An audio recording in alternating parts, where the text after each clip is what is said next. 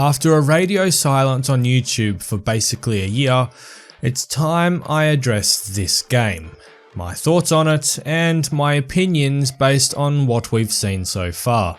Final Fantasy VII is a game I hold very dear to me, and although I can admit that it probably isn't the best in the series, it is my favourite.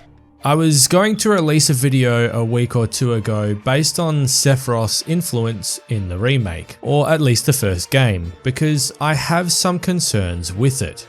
And yes, I'll share those with you all in a moment, but I must also stress that I'm still coming to grips with the splitting of the game into several parts. Now, I have no actual issue with them doing it. To be honest, there really is no other way when you actually sit down and think about it. My coming to grips with it is how to split it up so it still thematically works as an overall story. I'm going to use Sephiroth and his role in this remake as my example for this. Now, I need to paint a picture for you so that I can appropriately portray the themes and reveals of the Midgar section in the original game. So this will be your spoiler warning, as I discuss a fair chunk of the overall story beats of what will be in the remake. So if you don't want to know, then it's best you go to another video. And yes, I plan to address this video after the remake comes out to see whether my concerns were worth it or not. So, with that out of the way, let's look at the events of Midgar in Final Fantasy VII. We start with Cloud and Avalanche blowing up Mako Reactor number 1. Cloud is built up to be this badass mercenary. Avalanche, an eco-terrorist organization, and you are felt to be a winner.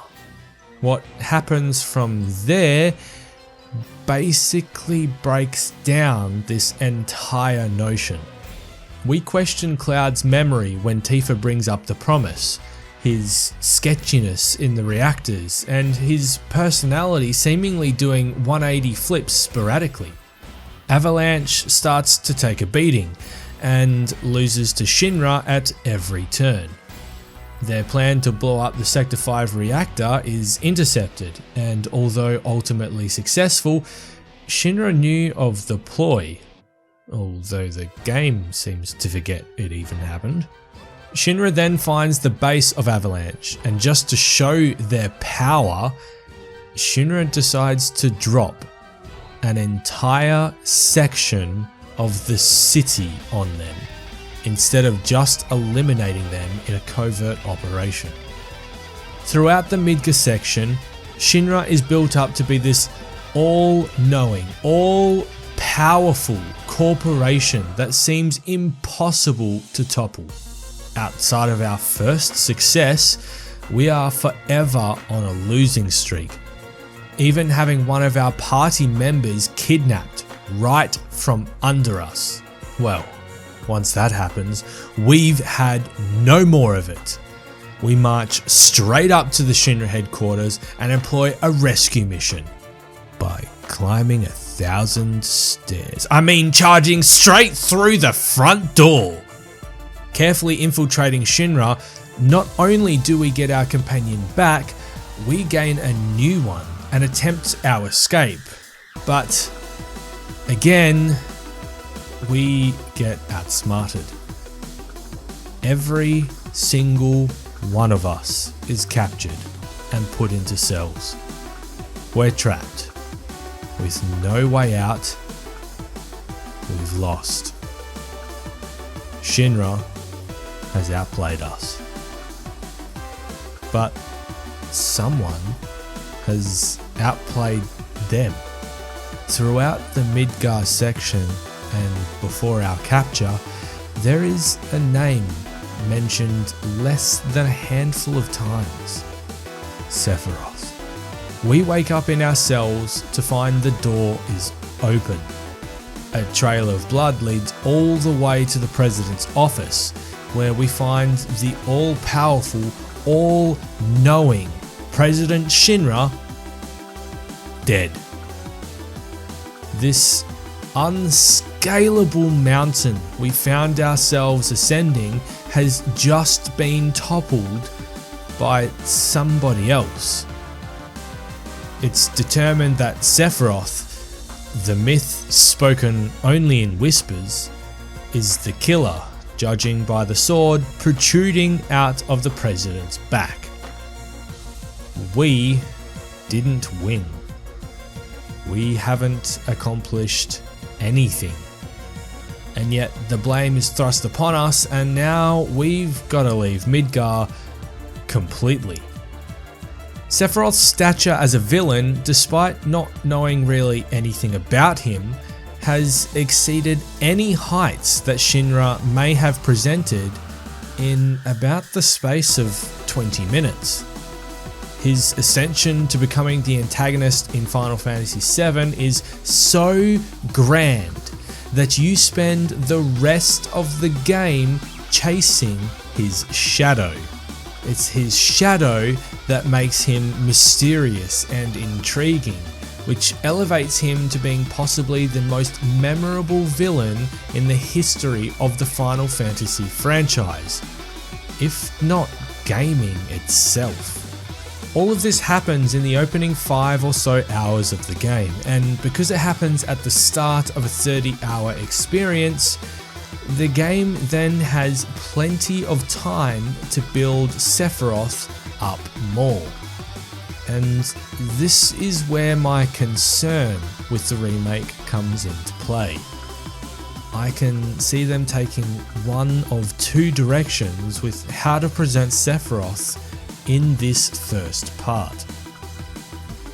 The first is sticking pretty truthful to the original game, with leaving Sephiroth as a whisper throughout the game, barely being mentioned, and allowing to build Shinra up as this unachievable goal to topple, before ripping it out right from beneath you at the end of the game. The problem with this approach is that despite thematically staying true to the original game, it does a disservice to the ending of this game. It makes people playing the game feel a little cheated that a brand new antagonist has come into the fray at the very end of the game, with nothing really alluding to it. The second is by introducing Sephiroth a bit early and more frequently. It allows his presence to be more natural into becoming the antagonist of the game, but also undermines Shinra, and you never feel like you're fighting the true antagonist.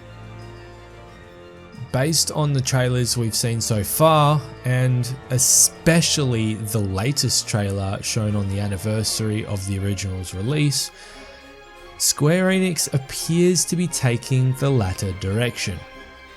We seem to be shown a lot more of Sephiroth, and given the context of what we've seen, the mystery surrounding him has taken a back seat.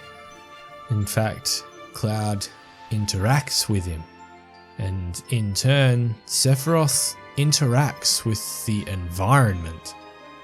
I guess my concern is for Sephiroth himself, and what these thematic changes will have for him as a character.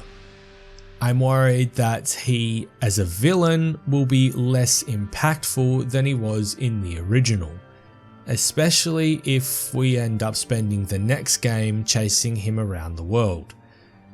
I wonder how it will impact the next game, and whether we'll have more interactions with him, as it was his mysteriousness that was so alluring. Take away some of that mysteriousness and I feel that he loses something. Now, I'm sure that Square Enix knows what they're doing, and have thought about the effects these changes will make, not only in this game, but the future ones as well. I'm sure they'll have thought about how it will affect Sephiroth as a character, and as a villain. And I hope that my concerns are unfounded, because most of what I've seen of this game is spectacular. and I have no doubt that Sephiroth's influence in this game will be as well. I'm interested to know whether anyone shares my concerns or can help alleviate them, so be sure to let me know in the comments below. Also, if you want me to break down the new trailer, as I do have some thoughts on it, then let me know. Otherwise, I'll leave that in the hands of more capable people. Thank you for listening to an old man's concerns, and I'll see you next time. Bye.